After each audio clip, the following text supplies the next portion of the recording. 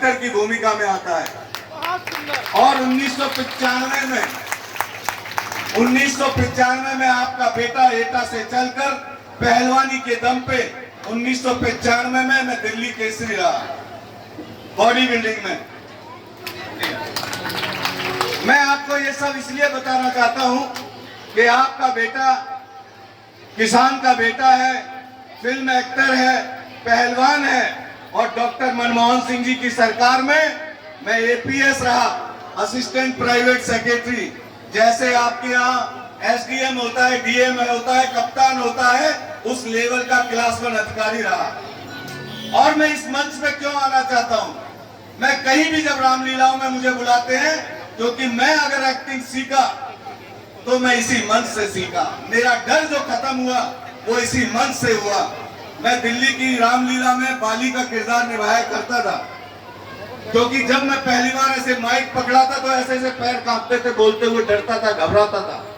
और इसी मंच ने, इसी रामलीला ने मुझे एक बाली का किरदार निभाने के लिए कहा गया, और उस बाली के किरदार की मैं 2-3 लाइनें आपको सुनाऊंगा, क्योंकि मैं रामलीला के और आपके बीच में बाधा नहीं बनना चाहता हूं। मैं आपको बताना चाहता हूं कि बाली जब अपने दरबार में बैठा होता है तो वो बोलता है, सुसज्जित स्वर्ग से सुंदर, सुसज्जित स्वर्ग से सुंदर ये दरबार रहता है, स्वर्ग की वस्तुओं से पूर्ण ये भंडार रहता है। जो चाहूं वही करने से पहले सामने मेरे आए, अगर उंगली उठा दूं सर जमाने का झुक जाए, सर जमाने का झुक जाए। ऐसे ही जब वो अपने दरबार में बैठे रहते हैं बाली साहब, और एक डायलॉग बोलते हैं, दी है ताकत कुदरत ने मेरे इन 2 बाजुओं में, जमीन और आसमान का वजन कर दो एक तराजू में, वजन कर दो एक तराजू में। ये तो मेरी बाली का। और आपको एक और चीज बता दूं कि अयोध्या से मुझे कल फोन आया कि राकेश भाई आपको हम चाहते हैं कि आप अयोध्या आए। धनंजय भाई आपके संपर्क आज पूरे देश में है।